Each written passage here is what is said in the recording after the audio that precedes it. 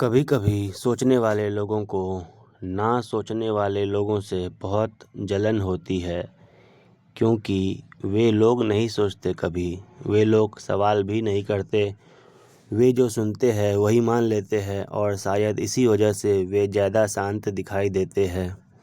लेकिन क्या सच में मूर्खता समस्या है या समस्या सोचने वाले की पीड़ा है?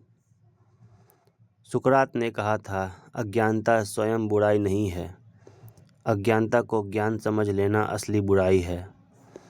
मूर्ख व्यक्ति सोचता नहीं, लेकिन वह यह भी नहीं जानता कि वह नहीं सोच रहा है, और यहीं से फ़र्क शुरू होता है। जो व्यक्ति सोचता है वह हर चीज़ पर सवाल उठाता है, समाज हो, चाहे धर्म हो या व्यवस्था हो, वे सभी चीज़ पे सवाल उठाता है और कभी-कभी खुद पर भी सवाल उठाता है।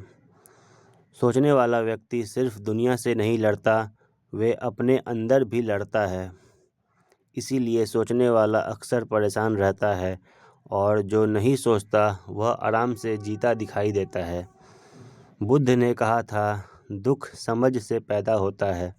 जब इंसान सच देखने लगता है तो उसे दिखाई देता है कि दुनिया कितनी जटिल है। लोग बिना समझे फैसला लेते हैं, भीड़ के साथ बहते हैं और झूठ को भी सच मान लेते हैं। ऐसे में सोचने वाले को गुस्सा आता है, जलन होती है। लेकिन वेदांत एक और सवाल पूछता है, क्या यह जलन मूर्खों से है या उस पीड़ा से है जो सोचने के साथ आती है? जॉन स्टुअर्ट मिल ने कहा था, एक संतुष्ट सूअर बनने से बेहतर है एक बेचैन इंसान बनना, क्योंकि सूअर की संतुष्टि सिर्फ उसकी सीमित समझ से आती है, लेकिन इंसान की बेचैनी उसकी गहराई और उसकी चेतना का प्रमाण होता है। कभी-कभी मूर्ख व्यक्ति खुश इसलिए नहीं होता क्योंकि उसकी ज़िंदगी बेहतर है, बल्कि इसलिए होता है क्योंकि वह सवाल के बोझ से मुक्त है। और सोचने वाला दुखी इसीलिए नहीं होता क्योंकि दुनिया खराब है, बल्कि इसीलिए क्योंकि वह सच देखने की कोशिश कर रहा है।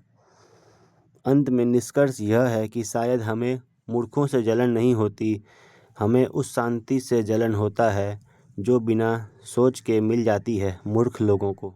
लेकिन इतिहास गवाह है, दुनिया को हमेशा सोचने वाले लोगों ने आगे बढ़ाया है, न कि बिना सवाल किए जीने वाले लोगों ने। इसीलिए सवाल यह नहीं है कि मूर्ख कौन है, सवाल यह है कि क्या हम आरामदायक अज्ञान चुनेंगे या बेचैन करने वाला सच।